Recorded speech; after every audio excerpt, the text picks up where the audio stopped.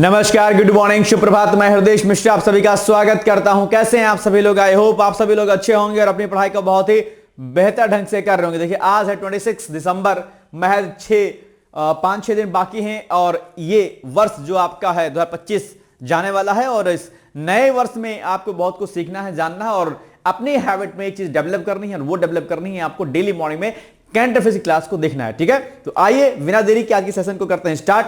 और ये current affairs हमारा आपके सभी एग्जाम के लिए है। आप कोई भी एग्जाम देंगे, चाहे वनडे एग्जाम देंगे, आप पीसीएस का एग्जाम देंगे, आरओ का एग्जाम देंगे, जो भी आप एग्जाम देंगे, सभी एग्जाम में हमारा करंट अफेयर्स आपके लिए उपयोगी साबित होगा। कल हमने आपसे प्रश्न पूछा था कि बताओ भारत सरकार ने किस वर्ष 22 दिसंबर को राष्ट्रीय गणतंत्र दिवस के रूप में घोषित किया था। आप सभी लोगों ने इसका सही उत्तर दिया था। सभी लोगों को इसके लिए बहुत बहुत धन्यवाद और बधाई हो। चलिए, राष्ट्रीय महात्मा गांधी राष्ट्रीय ग्रामीण रोजगार गारंटी अधिनियम ये अभी चर्चाओं में रहा है और इसको लेकर के कई सारी चीजें अभी आपने संसद में देखा कि इस पर जो है विपक्षी पार्टियों के द्वारा इस पर जो है कई सारे आरोप प्रत्यारोप लगाए गए कि सरकार इस पर नाम चेंज कर रही है और कई सारे विवादास्पद चीजें इसमें जो है सामने नजर आई कि लोगों ने अलग अलग रूप में इस पर इसको व्याख्यात करने का काम किया। हालांकि सरकार का यह मानना है कि बदलते दौर में, बदलते हुए इस नए कलेवर में हमने इसको नई रूप में इसको प्रस्तुत किया और समय के साथ हमने इसमें बहुत सारा परिवर्तन किया है। सबसे बड़ा परिवर्तन जो इसमें किया है, जो काम जो दिया जाता था दिनों की संख्या, तो इसमें बढ़ोतरी करके 125 डेज कर दिया गया है। ठीक है, चलिए, ग्रामीण रोजगार लगभग 2 दशकों से भारत की सामाजिक सुरक्षा संरचना की आधारशिला रही है। 2005 में कार्यान्वित होने के बाद से महात्मा गांधी ये 2005 है, कार्यान्वित होने के बाद महात्मा गांधी राष्ट्रीय ग्रामीण रोजगार गारंटी अधिनियम मनरेगा ने मजदूरी वाला रोजगार प्रदान करने, ग्रामीण आय को स्थिर करने और मूलभूत अवसंरचना निर्माण में अहम भूमिका निभाई थी। लेकिन अभी जो है इसमें क्या किया गया, चेंजेस कर दिया गया है। ठीक है, हालांकि समय के साथ ग्रामीण भारत की संरचना और लक्ष्य अत्यधिक बदल गए हैं। बढ़ती आय, बढ़ी हुई कनेक्टिविटी, व्यापक स्तर पर डिजिटल पहुंच और अलग अलग तरह की आजीविका ने ग्रामीण रोजगार की आवश्यकताओं को प्रकृति बदल दी है, इसीलिए इसमें फेरबदल किया गया है। ठीक है, तो ये एक बड़ी बात है। मनरेगा का उद्देश्य ग्रामीण परिवारों को प्रतिवर्ष 100 दिन का गारंटीकृत रोजगार देकर के आजीविका सुरक्षा देना था। बीते वर्षों में डिजिटल भुगतान आधारित प्रणाली, जियो टैगिंग और निगरानी जैसे सुधारों से पारदर्शिता और स्वाभाविकता बढ़ी है। वहीं महिलाओं की भागीदारी भी 48% से बढ़कर के 58.15% हो गई है। पहले मनरेगा के तहत 100 दिन का रोजगार दिया था आपको, अब कितना हो गया है, 125 डेज हो गया। ठीक है, चलिए, इसके अलावा कई सारे यहां पर देखिए कार्यक्रम दिए गए जिनके माध्यम से हमारे भारत को सशक्त करने के लिए, आपके भारत को सशक्त करने के लिए कई प्रकार की योजनाएं लागू की थी। इनको आप एक बार पीडीएफ से पढ़ लीजिएगा। ठीक है, ये अलग अलग हैं कि किन किन योजनाओं के माध्यम से ग्रामीण रोजगार को और बढ़ाने पर जोर दिया गया और ग्रामीण इंफ्रास्ट्रक्चर को, विलेज इंफ्रास्ट्रक्चर को, ग्रामीण अवसंरचना को बढ़ाने के लिए प्रयास किए गए। ये सारी योजनाएं अलग यहां पर दी गई हैं। हो सकता है कभी इनमें से कोई प्रश्न आपसे पूछ ले, तो इनको एक बार आप पढ़ लीजिएगा। वीडियो को पॉज करिए और पढ़ लीजिए। ठीक है, चलिए, विकसित भारत राम जी कानून 2025 की मुख्य विशेषताएं, यानी कि अब इसका नाम बदल करके ये कर दिया गया है। इसमें क्या विशेषताएं इसकी रहेंगी, तो यह कानून प्रत्येक वित्तीय वर्ष में ऐसे ग्रामीण परिवारों को जिनके वयस्क सदस्य स्वेच्छा से बिना कौशल वाले काम के तैयार हैं 125 दिन की, देखो 100 से कितना हो गया, 125 हो गया, 125 दिन की मजदूरी वाले रोजगार की गारंटी देता है। ठीक है, आगे इसके पहले 100 दिन का था रोजगार, अब 125 हो गया है। साथ ही बुआई और कटाई के व्यस्त जीवन में खेती में काम करने वाले मजदूरों की उपस्थिति सुनिश्चित करने के लिए कुल 60 दिन का नो वर्क पीरियड भी होगा। शेष 305 दिनों में भी मजदूरों को 125 दिन की गारंटी वाला रोजगार प्रदान किया जाएगा। ये अपने आप में क्या है, बड़ी बात है। ठीक है, इसमें जो है दैनिक मजदूरी हर सप्ताह या किसी भी स्थिति में काम करने की स्थिति के 15 दिन के भीतर ही वितरित कर दिया जाएगा। रोजगार सृजन को 4 प्राथमिकता वाले कार्य क्षेत्रों के माध्यम से अवसंरचना विकास के साथ में इसको जोड़ा गया। तो मनरेगा पर प्रश्न आप एग्जाम में इस बार आ सकता है, नया नाम क्या किया गया है, क्या कुछ में फेरबदल किया गया है। ठीक है, इसके माध्यम से जल संबंधी कार्यों के माध्यम से जल सुरक्षा की जाएगी। मुख्य ग्रामीण अवसंरचना पर कार्य किया जाएगा। आजीविका से संबंधित बुनियादी ढांचा विकसित किया जाएगा। मौसम में बदलाव के असर को कम करने के लिए विशेष कार्य इसमें किया जाएंगे। सृजित सभी परिसंपत्तियों को विकसित भारत राष्ट्रीय ग्रामीण अवसंरचना से जोड़ा गया है, जो एकीकृत और समन्वित राष्ट्रीय विकास रणनीति सुनिश्चित करता है अपने यहां पे। तो ये एक बड़ा देखो इसमें बदलाव है कि इनके माध्यम से इन पर फोकस किया जाएगा। ठीक है, चलिए अब आप बताइए फटाक से इसका उत्तर क्या हो जाएगा जल्दी से। महात्मा गांधी राष्ट्रीय ग्रामीण रोजगार गारंटी अधिनियम मनरेगा किस वर्ष लागू किया गया था? 1991, 2001, 2005 या 2010? जल्दी से इसका आंसर मुझे बताइए कि इसका उत्तर एग्जैक्टली क्या हो जाएगा, बताइए तुरंत इसका आंसर दीजिए। लेट वोट नहीं होना चाहिए बिल्कुल भी किसी भी रूप में, ठीक है। इसका उत्तर हो जाएगा बॉस 2005 से इज द राइट आंसर, ठीक है ना। चलिए, आईआईटी दिल्ली ने दुनिया की पहली एआई लैब असिस्टेंट प्रणाली विकसित किया है। तो अभी हाल ही में आईआईटी दिल्ली ने दुनिया की पहली एआई लैब असिस्टेंट प्रणाली विकसित की है, जो बिल्कुल मानव वैज्ञानिक की तरह प्रयोगशालाओं में स्वयं प्रयोग कर सकती है। यह प्रणाली दरअसल आईआईटी दिल्ली ने डेनमार्क और जर्मनी के वैज्ञानिकों के सहयोग से विकसित की है, ठीक है। यह पॉइंट आपको क्या करना, विशेष रूप से ध्यान देना। और किसने किया है? आईआईटी दिल्ली ने, किसके द्वारा? जर्मनी और जो है डेनमार्क के वैज्ञानिकों के द्वारा। विशेषज्ञों का दावा है या मानना है कि यह कदम वैज्ञानिक अनुसंधान की दिशा को पूरी तरह बदलने वाला साबित हो सकता है। यह शोध प्रतिष्ठित जर्नल नेचर कम्युनिकेशंस में क्या हुआ है? पब्लिश यानी कि प्रकाशित हुआ है, ठीक है। ये आपको याद रखना है। चलिए, अब तक चैटजीपीटी जैसे एआई मॉडल केवल टेक्स्ट लिखने या सवालों के जवाब देने तक सीमित थे, लेकिन AILA क्या करेगा? इन सीमाओं को तोड़ता है। यह एआई प्रयोगों की योजना बना सकता है, वास्तविक उपकरणों को चला सकता है, माइक्रोस्कोप सेट कर सकता है, परिणामों का विश्लेषण कर सकता है और वैज्ञानिक की तरह निर्णय भी ले सकता है। तो अपने आप पे यह एक बड़ी क्रांति करने वाला साबित हो सकता है अपने आप पे, ठीक है। तो आप इसको पढ़ लीजिएगा, डेफिनेटली यहां से प्रश्न आपके एग्जाम में आ सकता है। तो लगे हाथ इस पर क्या करिए, टिक लगा लीजिए इंपॉर्टेंट का, और इसके पहले जो मनरेगा वाला प्रश्न था उस पर भी इंपॉर्टेंट टिक लगा दीजिएगा, ठीक। चलिए, इस शोध का केंद्र एटॉमिक फोर्स माइक्रोस्कोप रहा, जो एक अत्यंत जटिल वैज्ञानिक उपकरण है और पदार्थों को नैनो स्केल पर जांचने में सक्षम रही है। तो AAFM चलाने के लिए नैनो स्केल फिजिक्स की गहरी समझ, सतह की क्रियाओं का ज्ञान और रियल टाइम फीडबैक को नियंत्रित करने की क्षमता जरूरी होती है। ये सभी कौशल आमतौर पर वर्षों के अनुभव के बाद विकसित होते हैं, लेकिन AILA इन्हें क्या करेगा? स्वयं सीख करके और ऑटोमेटिक निर्णय देकर के कार्य कर पा रहा है अपने आप पे। तो ये एक बड़ी उपलब्धि होगी कि इसमें एक नए प्रकार का जो है विकास इसमें किया गया, और इसमें एक बड़ी उपलब्धि इसमें रहेगी भारत के लिए। चलिए, अब बताइए आप लोग, इसका उत्तर क्या हो जाएगा? आईआईटी दिल्ली द्वारा विकसित दुनिया की पहली एआई लैब असिस्टेंट, LA इसको बोलते हैं, ठीक है। प्रणाली का मुख्य उद्देश्य क्या है? केवल वैज्ञानिक रिपोर्ट लिखना, प्रयोगशाला उपकरणों की मैनुअल निगरानी करना, प्रयोगशालाओं में मानव वैज्ञानिकों की तरह स्वयं प्रयोग करना, या केवल डेटा संग्रह करना? जल्दी बताइए इसका उत्तर क्या हो जाएगा। बहुत बड़ी उपलब्धि रहेगी अपने आप पे, ठीक है। आईआईटी दिल्ली की नए प्रकार का ये इनोवेशन है, ठीक है। क्या होगा इसका उत्तर बताइए? इसका उत्तर हो जाएगा आपका C, यानी कि जो है आपका ये प्रयोगशालाओं में मानव वैज्ञानिक की तरह से स्वयं प्रयोग करना, ठीक है। चलिए, राष्ट्रीय उपभोक्ता दिवस दरअसल हर वर्ष 24 दिसंबर को मनाया जाता है, जानते होंगे। यह दिवस उपभोक्ताओं के अधिकारों, उपभोक्ता साक्षर पर क्या रहता है? आधारित रहता है। यानी कि उपभोक्ताओं के साक्षर के लिए ही, उनकी जागरूकता के लिए क्या बनाया जाता है? राष्ट्रीय उपभोक्ता दिवस मनाया जाता है, नेशनल कंज्यूमर डे इसको बोल सकते हैं, ठीक है। आप जानते होंगे कि उपभोक्ताओं के संरक्षण के लिए लगातार सरकार प्रयास करती रहती है। उपभोक्ता संरक्षण अधिनियम भी कई सारे पारित किए गए हैं, और कई बार इस पर प्रश्न आपके प्री और मेंस में पूछे जाते हैं, ठीक है। आपका राइट है हर पदार्थ का शुद्धिकरण करना, अपना मतलब कि हर पदार्थ शुद्ध रूप में आपको मिले, ठीक है। चलिए, यह दिवस उपभोक्ताओं के अधिकारों के महत्व, उपभोक्ता संरक्षण के व्यापक ढांचे को रेखांकित करता है। इसी दिन उपभोक्ता संरक्षण अधिनियम 1986 को राष्ट्रपति की स्वीकृति प्राप्त हुई थी, जिसके तहत उपभोक्ताओं के लिए अधिकारों का एक व्यापक ढांचा स्थापित किया। भाई, हमारे राइट क्या क्या है किसी भी प्रोडक्ट को लेकर के। आपको कोई एमी प्रोडक्ट नहीं भेज सकता कि लिखा डिब्बे में कुछ है, दिया कुछ और जा रहा है, क्वांटिटी कुछ और है, क्वालिटी कुछ और है। ये सब नहीं, जो लिखा है, जैसा लिखा है वैसे आपको मिलना चाहिए, ठीक है। क्या उद्देश्य है इसका?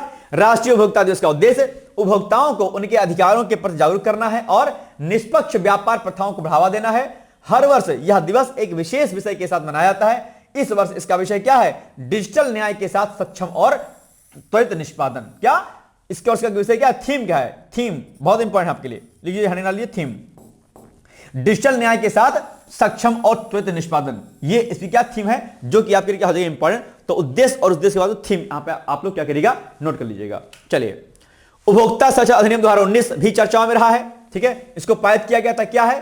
तो केंद्र सरकार ने उपभोक्ताओं को बेहतर सुरक्षा प्रदान करने के लिए उपभोक्ता संरक्षण अधिनियम 2019 लागू किया, जो 20 जुलाई 2020 से प्रभाव में आया। यह कानून वर्ष 1988 के उपभोक्ता संरक्षण अधिनियम का स्थान लेता है और विवाद निपटान तथा बाजार जवाबदेही के लिए एक आधुनिक और प्रभावी ढांचा उपलब्ध कराता है। इसका उद्देश्य उपभोक्ता कल्याण की रक्षा करना और व्यावसायिक लेन देन में निष्पक्षता को क्या करता है, सुनिश्चित करता है। यानी किसी भी रूप में कोई भी उपभोक्ता, कोई भी कंज्यूमर ठगा ना जाए और उसको एक बेहतर क्वालिटी के साथ में प्रोडक्ट उसको मिल सके। तो ये एक बड़ी बात है अपने आप में, ठीक है। उपभोक्ता हितों को ध्यान में रखते हुए सरकार ने कई डिजिटल पहले भी शुरू की हैं। इनमें जैसे क्या है, ई जागृति प्रमुख पहल है। क्या? ई जागृति, जिसे 1 जनवरी 2025 को लॉन्च किया गया। यह उपभोक्ता शिकायत निवारण के लिए एक क्या है, महत्वपूर्ण डिजिटल प्लेटफॉर्म के रूप में तेजी से उभरा है अपने आप। तो ये ई जागृति पहल की शुरुआत कब की गई थी, इसका भी आपको जो है डेट याद रखना है। आप एग्जाम में यहां से प्रश्न पूछ सकता है, ठीक है। तो ये भी लगाइए क्या, टिक फट से। अब इन सारे पॉइंटों को आप लोग क्या करिए, नोट कर लिया करिए। उपभोक्ता संरक्षण अधिनियम 2019 के बारे में कई बार प्रश्न पूछता है, तो इसको भी क्या करना है, आपको टिक लगा लेना है, ठीक है। ये भी क्या हो जाएगा आपका, इंपॉर्टेंट हो जाएगा, ठीक है, इंपॉर्टेंट। भाई साहब नोट करते रहिए, ऐसा बैठे रहिएगा ना नींद ऐसे ऐसे करके, तो फिर कुछ काम नहीं होगा, ठीक है। स्वास्थ्य शिक्षा अधिकारी को लेकर के कोई भी अगर आपके मन में कंफ्यूजन होगा तो मुझे बता दीजिएगा। स्वास्थ्य शिक्षा अधिकारी, ठीक है, कोई डाउट होगा, कोई दिक्कत होगी, और अभी डिकोड एग्जाम के बहुत सारे कोर्सेज में आपको क्या हो रही है, छूट मिल रही है। उसके लिए दिल खोल के आप हमें कॉन्टेक्ट कर सकते हैं। हमारे कॉन्टेक्ट नंबर 8604440921, ठीक है, इस पर आप कॉल कर लीजिएगा। चलिए अब आपके सामने आ जाएगा प्रश्न। भाई साहब बताइए जल्दी से, क्या हो जाएगा इसका उत्तर। उपभोक्ता शिकायत निवारण हेतु शुरू की गई ई जागृति पहल किस तिथि को लॉन्च की गई थी? 1 जनवरी 2024, 24 दिसंबर 2024, 1 जनवरी 2025 और 20 जुलाई 2025। क्या हो जाएगा इसका राइट आंसर, बताइए जल्दी बताइए। देखना है जोर कितना बाजुए का तिल में है, सरफरोशी की तमन्ना हमारे दिल में है। बताइए भाई साहब क्या हो जाएगा इसका उत्तर। अभी तो बताया है भाई, बताइए क्या हो जाएगा। 1 जनवरी 2025, 1 जनवरी 2025 हो जाएगा इसका उत्तर, ठीक है। चलिए, भारत न्यूजीलैंड की फ्री ट्रेड एग्रीमेंट FTA। तो प्रधानमंत्री मोदी ने 23 दिसंबर को कहा है कि Bharat New Zealand free trade agreement एक ऐतिहासिक समझौता है और यह देश का पहला महिलाओं के नेतृत्व वाला क्या है, अपने आप में FTA। यह एक बड़ी बात है, इसलिए क्योंकि महिलाओं से रिलेटेड है ये, इसलिए आप एग्जाम में आ सकता है। इस FTA के तहत यानी कि जो ये फ्री ट्रेड एग्रीमेंट हुआ है के लिए न्यूजीलैंड से बातचीत हेतु बनाई गई पूरी तरह टीम की सभी सदस्य इसमें महिलाएं ही थी। इसीलिए क्या है, ये भारत न्यूजीलैंड जो फ्री ट्रेड है वो आपके लिए इंपॉर्टेंट रहेगा। यानी कि इस ट्रेड एग्रीमेंट जो फ्री ट्रेड एग्रीमेंट है, इसमें जो बातचीत की गई न्यूजीलैंड के साथ में, वो जो टीम बनाई गई थी वो सारी की सारी टीम क्या थी, महिलाओं की थी। तो ये बढ़ते हुए महिला सशक्तिकरण का है, अपने आप में बढ़ता हुआ एक अच्छा सा उदाहरण है, ठीक है। चलिए, यह मुक्त व्यापार समझौता भारत की व्यापार कूटनीति में एक महत्वपूर्ण मोड़ है, जो व्यापक आर्थिक सहयोग के नए रास्ते खोलता है और भारतीय वस्तुओं के लिए बेहतर बाजार सुनिश्चित करके सेवाओं और परिवहन में अवसरों का विस्तार करके और कृषि, निवेश एवं उभरते क्षेत्रों में सहयोग को गहरा करके समझौता अर्थव्यवस्था के सभी क्षेत्रों में ठोस और व्यापक लाभ क्या करता है, प्रदान करता है। तो अब आपके एग्जाम में भारत न्यूजीलैंड FTA पर फ्री ट्रेड एग्रीमेंट पर प्रश्न पूछ सकता है एग्जाम में, ठीक है। तो आप न्यूजीलैंड के साथ संबंधों में जो ये फ्री ट्रेड एग्रीमेंट हुआ है, FTA जो हुआ है, इसके क्या जो है निहितार्थ निकाले जा सकते हैं, या भारत न्यूजीलैंड के व्यापार पर इसका क्या व्यापक प्रभाव पड़ेगा, ऐसा प्रश्न आप एग्जाम में देखने को मिल सकता है। तो आप एक काम कीजिएगा, इसी को ChatGPT पर डाल दीजिएगा या गूगल पर डाल दीजिएगा और पढ़ लीजिएगा, बस हो जाएगा, ठीक है। चलिए, FTA के तहत क्या होगा, FTA के तहत भारतीय एक्सपोर्ट पर 100% ड्यूटी खत्म हो जाएगी। बड़ी बात है अपने आप पे, इसको नोट कीजिएगा। इसके साथ ही लंबे समय तक आर्थिक और रणनीतिक सहयोग को मजबूत करने के लिए 15 सालों में $20 अरब के निवेश की प्रतिबद्धता भी इसमें की गई है। न्यूजीलैंड का market access offer entry into force से न्यूजीलैंड की 100% टैरिफ लाइनों, ठीक है, पर तुरंत ड्यूटी खत्म हो जाएगी। तो ये बड़ी इसमें दो चीजें इसमें हैं आपके सामने, ठीक है। चलिए अब बताइए आप लोग, इसमें Bharat New Zealand free trade agreement को महिलाओं के नेतृत्व वाला पहला FTA क्यों कहा गया है? क्योंकि इसमें महिला उद्यमियों को विशेष छूट दी गई, इसलिए कहा गया है। क्योंकि भारत की ओर से बातचीत करने वाली पूरी टीम महिलाओं की थी, इसलिए। क्योंकि यह महिलाओं से जुड़े उत्पादों पर केंद्रित है, इसलिए। या क्योंकि यह महिला सशक्तिकरण का मंत्रालय द्वारा प्रस्तावित था। क्या हो जाएगा इसका उत्तर? अभी हमने बताया कि भाई जो अभी न्यूजीलैंड भारत FTA पर साइन किया गया है, यह क्यों महत्वपूर्ण है, या इसे महिलाओं का क्यों कहा गया है, महिलाओं के नेतृत्व वाला देश का पहला FTA क्यों कहा गया है इसे? क्योंकि भैया इसमें जो टीम बनाई गई थी इस FTA एग्रीमेंट के, इस FTA के लिए, वो टीम क्या थी, पूरी की पूरी महिलाओं वाली थी, इसीलिए इसको कहा गया। तो क्या हो जाएगा, बस बी वाला हो जाएगा। ठीक है, बस B is the right answer. Simple सी बात है, कोई दिक्कत तो नहीं है, नहीं होना चाहिए दिक्कत आपको। चलिए, हरित हाइड्रोजन मिशन चर्चाओं में भी रहा है, आप देख लीजिए इसको। हालांकि कई बार मैंने इस पर काम किया है आपके लिए और इस पर बताया, लेकिन फिर भी चर्चाओं में रहा है। तो 18 दिसंबर 2025 को नवीन एवं नवीकरणीय ऊर्जा मंत्रालय द्वारा राष्ट्रीय हरित हाइड्रोजन मिशन की प्रगति की समीक्षा की गई, ठीक है, और पीआईबी के माध्यम से समीक्षा की गई। इस अवसर पर सरकार ने यह स्पष्ट किया कि भारत का लक्ष्य वह 2030 तक 5 मिलियन टन प्रतिवर्ष हरित हाइड्रोजन उत्पादन की क्षमता प्राप्त करना है। अब यही फैक्ट क्या हो जाएगा आपके लिए, इंपॉर्टेंट हो जाएगा कि भैया इस हरित हाइड्रोजन मिशन का लक्ष्य क्या है। इसका लक्ष्य क्या है? इसका लक्ष्य है कि वर्ष 2030 तक, कब तक? 2030 तक 5 मिलियन टन प्रतिवर्ष, यानी कि हर साल 5 मिलियन टन हरित हाइड्रोजन उत्पादन क्षमता प्राप्त करना है। हरित हाइड्रोजन कैसे प्राप्त करता है? जब भैया इसमें H2O पर जो है इलेक्ट्रोलिसिस की प्रोसेस की जाती है, उसके माध्यम से, ठीक है। यह लक्ष्य भारत की दीर्घकालिक जलवायु प्रतिबद्धताओं तथा नेट जीरो 2070 के मार्ग का एक महत्वपूर्ण स्तंभ है। यानी कि जो सरकार ने 2070 तक जो नेट जीरो का लक्ष्य रखा है, इसको प्राप्त करने में ये हरित हाइड्रोजन मिशन क्या होगा? एक मील का पत्थर साबित होगा आपके लिए, ठीक है। इसलिए ग्रीन हाइड्रोजन मिशन को आप पढ़ लीजिएगा, डेफिनेटली इस पे ऐसे आपके मुख्य परीक्षा में प्रश्न और प्रीवियस प्रश्न पूछा जाएगा, डेफिनेटली है, गारंटी है इसकी, ठीक है। चलिए, अब आप जान लीजिए कि इसका उपयोग कहां कहां पर किया जाता है। तो ग्रीन हाइड्रोजन या हरित हाइड्रोजन का उपयोग विशेष रूप से दरअसल स्टील, उर्वरक, रिफाइनरी और भारी परिवहन जैसे कठिन से डीकार्बोनाइज क्षेत्रों में किया जा सकता है।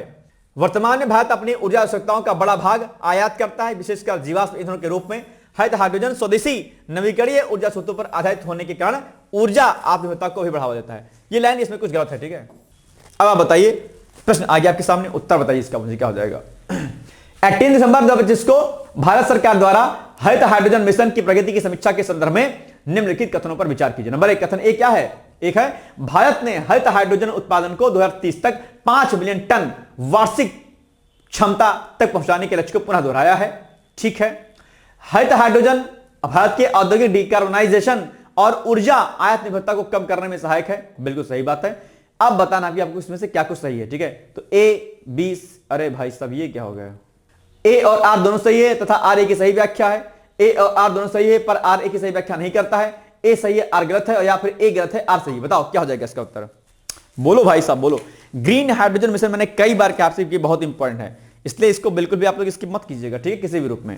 ए और आर दोनों सही है और आर ए की सही व्याख्या करता है। मैंने अक्सर आपसे कहा कि अगर इस प्रकार के प्रश्न आते हैं तो ऐसे प्रश्नों में ए और आर दोनों सही हैं और आर ए की सही व्याख्या करता है।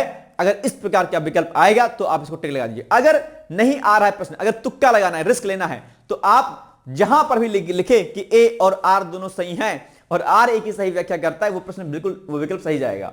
मोस्टली चांसेस में अगर आप पीवाईक्यूज को देखेंगे तो कीजिएगा, ठीक है। आपका मन करे तो कीजिएगा, मेरे कहने मत कीजिएगा। पहले कहीं गलत हो जाए तो कहो सर ने सिखाया था मेरे को। ये मैं एनालिसिस जो मैंने की है पीवाईक्यूज की, उसके आधार पर मैं आपसे कह रहा हूं, ठीक है। बाकी आपकी जैसी इच्छा होगी आप कीजिएगा। अगर रिस्क लेना होगा तो नहीं आ रहा होगा प्रश्न तब कीजिएगा ऐसा, ठीक है। वैश्विक खाद्य सुरक्षा सूचकांक 2025, ठीक है। तो वैश्विक खाद्य सुरक्षा सूचकांक को इकोनॉमिस्ट इंपैक्ट द्वारा प्रतिवर्ष जारी किया जाता है। अब ये फैक्ट आपके इंपॉर्टेंट हो जाएगा।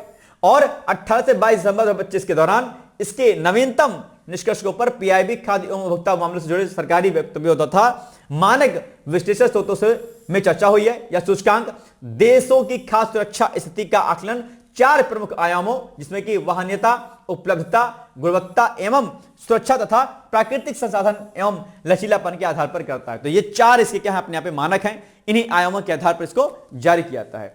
ध्यान दीजिएगा बॉस कि खाद्य सुरक्षा अपने आप, फूड सिक्योरिटी आपके मेंस में सेकंड थर्ड पेपर में एक टॉपिक है और इस पर प्रश्न खूब पूछे जाते हैं, इसलिए ध्यान दीजिएगा कि इस पर कोई भी गलती आप ना कीजिएगा, ठीक है। चलिए, ग्लोबल फूड सिक्योरिटी इंडेक्स जो है, इसमें भारत की स्थिति में आंशिक सुधार दर्ज किया गया, जिसे सार्वजनिक वितरण प्रणाली यानी कि पीडीएस के विस्तार, खाद्य भंडारण क्षमता में वृद्धि, पोषण कार्यक्रमों और डिजिटल आपूर्ति श्रृंखला प्रबंधन से जोड़ा गया है।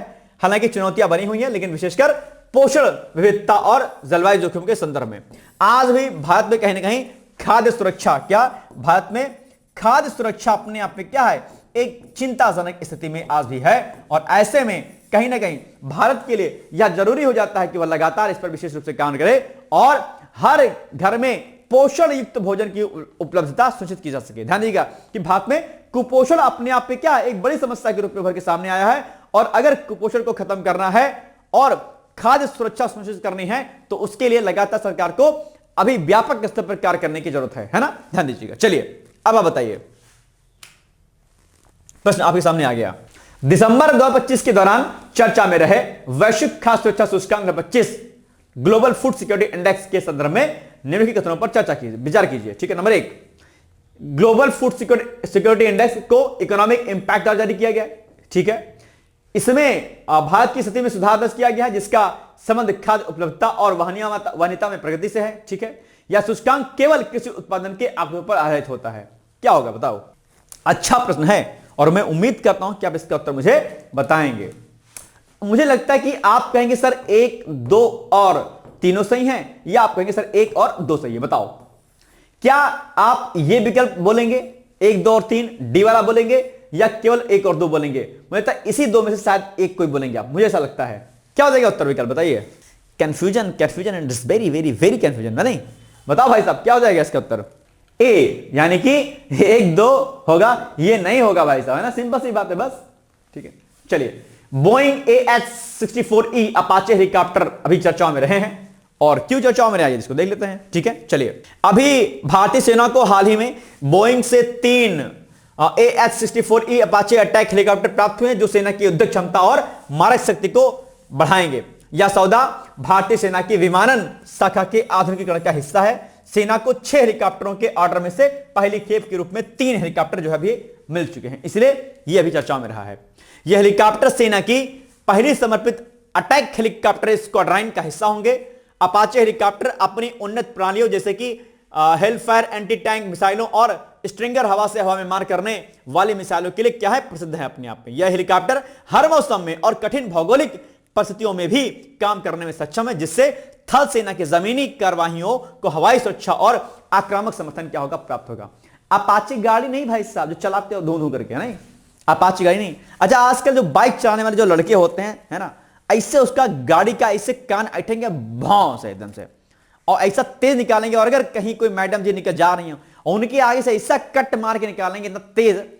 ठीक है, बस पूछोगा, बस यही राजा धीराज हैं अपने यहाँ पे घर के। ठीक है, और जैसे अगर आपके सामने कोई भोंपू बजाता हुआ निकले ना पीछे से, उसको तुरंत रोकिए और तुरंत उसका नंबर देखिए, तुरंत कंप्लेन करिए पुलिस को। ठीक है, ये जो घों घों करके जो बाइक चलाते हैं ना, भौं भौं, एक तो फट फट बोलता रहता है, देखें ये सब इलीगल है बॉस, आपको शायद जानकारी नहीं होगी।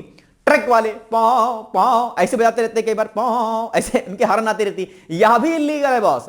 हॉर्न का आवाज सीमित होना चाहिए, हॉर्न सीधा पौ उसकी आवाज में आना बजना चाहिए। पौ पौ जो डिजाइन वाले हॉर्न नहीं बजते हैं, नहीं बजने चाहिए, सब इलीगल है। आप देश के नागरिक हैं, आपको जानकारी इसकी होनी चाहिए। अगर कोई तेज हॉर्न बजाता है, बिना मतलब के हॉर्न बजाता है, ठीक है, बहुत ज्यादा प्रदूषण हो रहा है, ये इलीगल, आप इसका कंप्लेन कीजिए बॉस। ठीक है, आपको सड़क पर वायु प्रदूषण के फ्री होने के साथ साथ में ध्वनि प्रदूषण से भी क्या होती है, मुक्ति चाहिए आपको अपने आप पे, इसके लिए आपके पास अधिकार है, राइट है, और ये इलीगल है बॉस।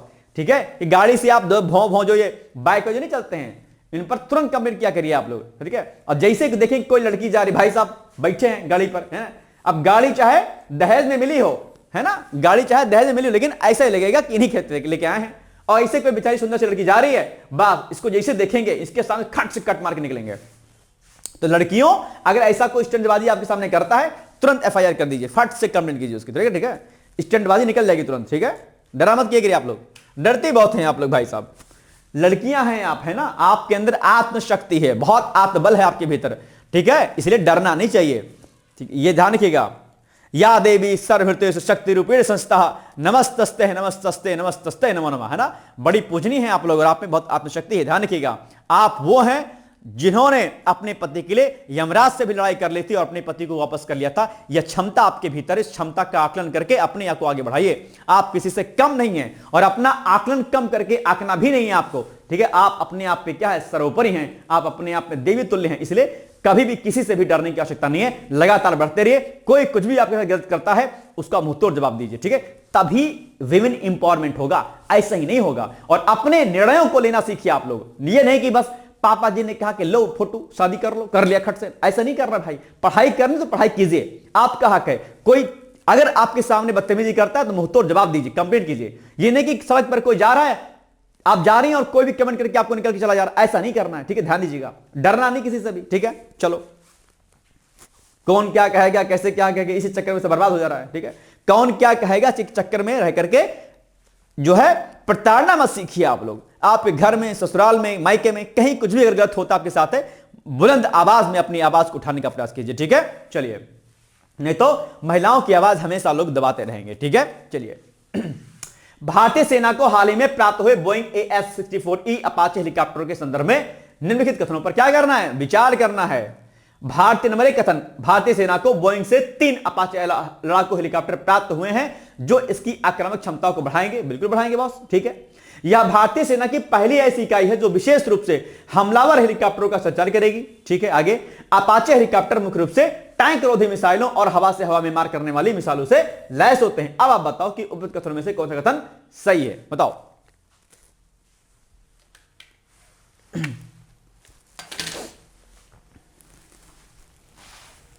क्या हो जाएगा इसका उत्तर भाई? इसका उत्तर हो जाएगा आपका डी वाला, यानी कि 1, 2 और तीनों सही है अपने आप पे, ठीक है, कोई दिक्कत नहीं है, तीनों विकल्प एकदम मस्त सही है, ठीक। चलो, साई जाधव, क्या है भाई साहब? साई जाधव ने भी हाल ही में भारतीय सैन्य इतिहास में एक महत्वपूर्ण उपलब्धि हासिल कर ली है।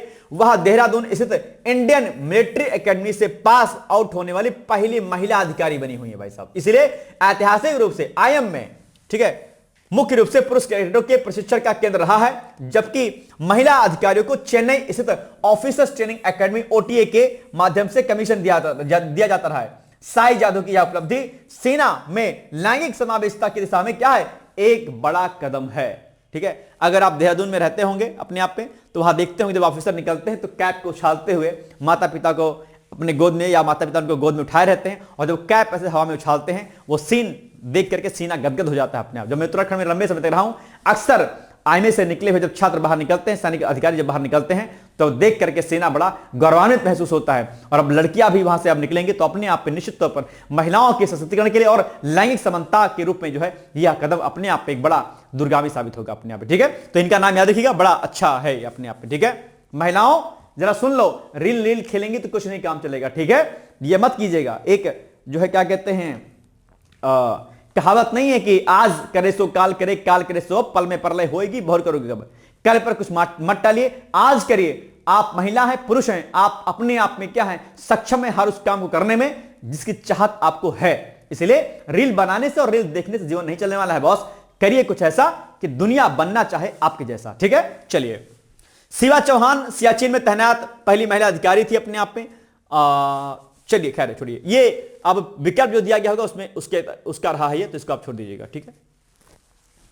अच्छा, 1 पॉइंट 2 पॉइंट इसमें और अच्छा है। शिवांगी सिंह राफेल उड़ाने वाली पहली महिला पायलट हैं। साई जाधव का IMA से पास आउट होना सैन्य प्रशिक्षण के बदलते स्वरूप को दर्शाता है।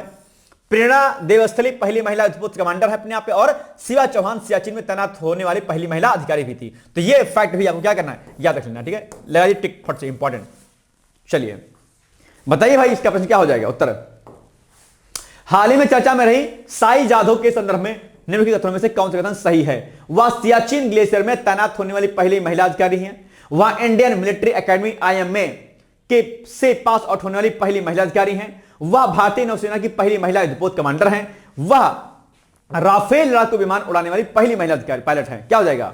अभी जस्ट हमने बताया है कि वो दरअसल जो आपका इंडियन मिलिट्री एकेडमी IMA है, वहां से पास होने वाली पहली महिला अधिकारी बन गई हैं, ठीक है। तो इनका नाम आपको याद रखना है, और ये इंपॉर्टेंट है आपके लिए बहुत ज्यादा, ठीक, टिक लगा लीजिए इसको, इंपॉर्टेंट। चलिए, अब आपके सामने क्या है प्रश्न है, अशोक के धम्म का मुख्य उद्देश्य क्या था? बौद्ध धर्म का प्रचार करना, राजनीतिक विस्तार, नैतिक मूल्यों और सामाजिक श्रद्धाओं को बढ़ावा देना, या फिर ब्राह्मण धर्म की स्थापना करना? क्या हो जाएगा इसका उत्तर? बताइए जल्दी मुझे, बहुत इंपॉर्टेंट क्वेश्चन आपके लिए। चलिए इसका तो मुझे बताइएगा। बाकी अब आपके लिए प्रश्न है एक कि भारतीय इतिहास में महिला नेतृत्व की परंपरा पर प्रकाश डालिए। आधुनिक भारत में नीतिगत एवं कूटनीतिक निर्णयों में महिलाओं की बढ़ती भूमिका का ऐतिहासिक मूल्यांकन कीजिए। 200 शब्दों में इस प्रश्न का उत्तर लिखना है। आप चाहें तो इसको लिख करके हमें हमारे नंबर पर भेज सकते हैं, जो कि नंबर यहाँ पे आपको लिखा हुआ है 860 ठीक है 4409 ठीक है 201, इस पर आप मुझे भेज सकते हैं, ठीक है। चलिए, ये हो गया आज का हमारा इंपॉर्टेंट वीडियो, और अब हम लोग मिलेंगे कल। इसके अलावा आप जानते होंगे नॉवर्स और क्रिसमस के उपलक्ष्य में हमने आप लोगों के ऑफर चलाया था। बहुत सारे कोर्सेज में इसमें ऑफर है। पीसेस में 50% का जो है डिस्काउंट दिया रहा है। 12,000 फीस है इसकी, 12,000 से 6,000 में इसको आपको दिया रहा है। आप चाहें तो इसको ले सकते हैं। इसके अलावा Allahabad high court, RO, UPPSC, RO, लेखपाल आपका और बीओ बैच, आपका जितने बैच हैं सब में छूट दी जा रही है। आप चाहें तो कॉन्टेक्ट करके कर सकते हैं। इसके लिए आपको इसी नंबर पर आपको जो है क्या कहते हैं कॉन्टेक्ट करना होगा। ये नंबर जो दिया गया, या फिर ऑफिस के जो 2 नंबर अलग से दिए गए आप उन पर भी कॉन्टेक्ट कर सकते हैं। ठीक है, तो ये हो गया आज का वीडियो। बाकी मिलेंगे हम लोग कल।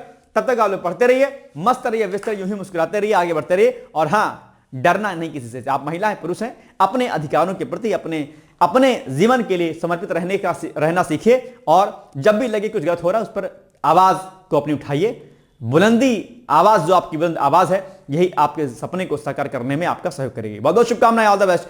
Thank you so much. Bye bye, take care. Thank you.